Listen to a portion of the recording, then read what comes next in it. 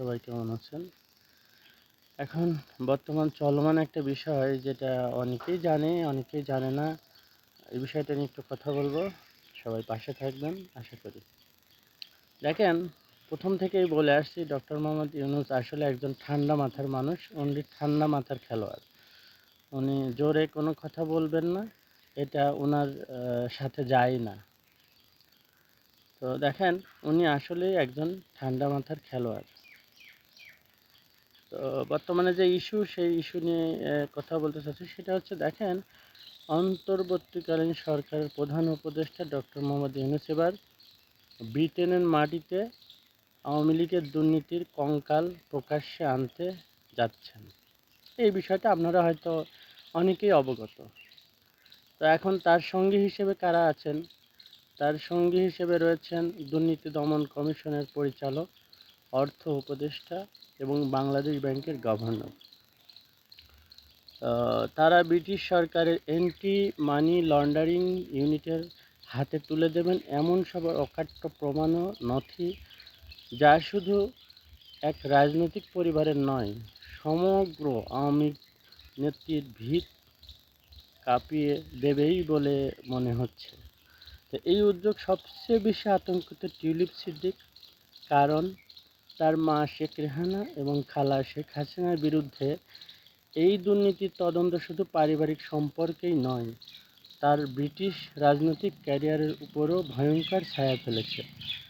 Tulip বুঝে গেছেন, আমছালা দুটোই হারাতে বসেছেন। ব্রিটেনের আইনের দেশ, এখানে পারিবারিক প্রভাব নয়, প্রমাণই শেষ কথা। তো প্রমাণ যদি হয়ে যায় তাহলে তার রক্ষা নাই। তো আমাদের প্রফেসর স্যার চিকন বুদ্ধিজীবী ডক্টর মোহাম্মদ ইউনূস জানেন, এখানে আবেগ নয়, বিচার চলে যুক্তি ও তথ্যের ভিত্তিতে। তাই টিউলিপের অনুরোধ সত্ত্বেও তিনি কোনো গোপন সাক্ষাৎ দেবেন না। আইনের বাইরে এক পাও নয়, এই অবস্থানে অনড় ডক্টর মোহাম্মদ ইউনূস। আমরা ইতিমধ্যে অবগত যে ডক্টর মোহাম্মদ ইউনূস কারোর কথা শোনেন না। উনি ওনার মতো করেই চিন্তা করেন এবং যেটা চিন্তা করেন সেই অনুযায়ী কাজ করেন।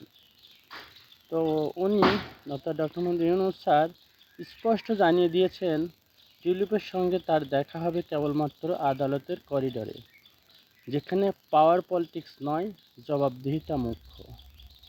এই ঘটনা হতে যাচ্ছে ব্রিটেনের রাজনৈতিক ইতিহাসে এক যুগান্তকারী মুহূর্ত, যেখানে দুর্নীতির ছায়া থেকে কেউ রেহাই পাবে না। ডক্টর মোহাম্মদ ইউনূস যেন আওয়ামী লীগের বহুদিনের জমে থাকা অপকর্মের গাঢ় অন্ধকারে জ্বেলে দিচ্ছেন এক ঝলক নির্ভীক আলোর মশাল। ব্রিটেনের মাটিতে সম্ভবত এটাই হবে আওয়ামী পরিবারের সবচেয়ে বড় রাজনৈতিক পতনের সূচনা।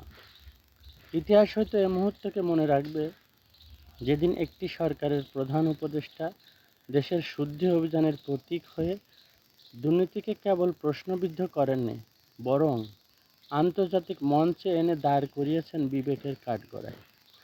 দেখা যাক শেষ পর্যন্ত কতদূর গড়ায় কোথাকার জল। এ পর্যন্তই। সবাই ভালো থাকবেন, সুস্থ থাকবেন, সুন্দর থাকবেন। আমার জন্য দোয়া করবেন। আসসালামু আলাইকুম ওয়া রাহমাতুল্লাহি ওয়া বারাকাতুহু।